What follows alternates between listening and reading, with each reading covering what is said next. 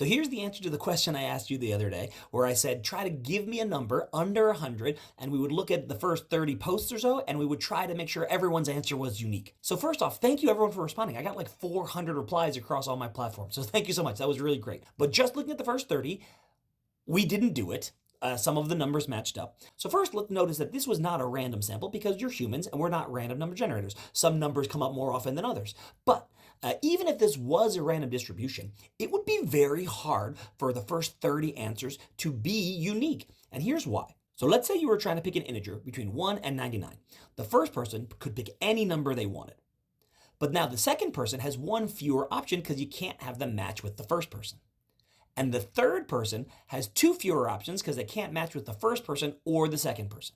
So if we want the first 30 people to all give us unique answers, the probability of that is 1 times 98 over 99 times 97 over 99 times 96 over 99, all the way down to 70 over 99. So the probability that 30 people pick an integer between 1 and 99 and they're all unique is less than 1%. But that wasn't the question I was asking.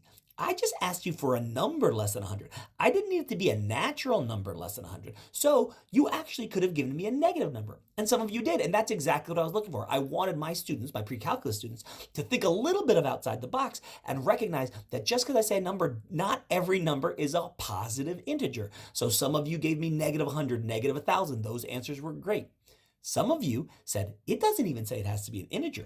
It could be a rational number. It could be a fraction. It could be 1/10. It could be 1/1000th. It could be 0.67. But that was totally fine. Some of you even said, it doesn't even have to be a rational number. I can pick pi. I can pick e. I can pick the square root of 2. I can pick the Euler-Mascheroni constant, right? You can pick all of these different numbers, and there's so many numbers you can pick that are less than 100. And if you did that, we could pick as many numbers as we wanted, and we still probably wouldn't find a duplicate. The goal of this exercise was to get my pre-calculus students to recognize that not every answer is going to be a pretty round number. It's not going to always be a 2 or a 3 or a 5. Sometimes the answer is going to be a fraction. Sometimes the answer is going to be negative. Sometimes the answer is going to be an irrational number like root 2 or pi.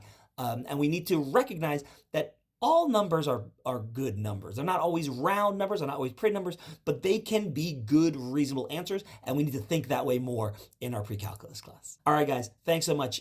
I had a lot of fun doing it. I hope you guys had fun. I really appreciate all the help, all the answers you guys gave me. It was really enlightening to see, and some of you guys picked some outstanding numbers. I was really impressed with the numbers that you guys picked. It was a lot of fun. All right, thanks, guys.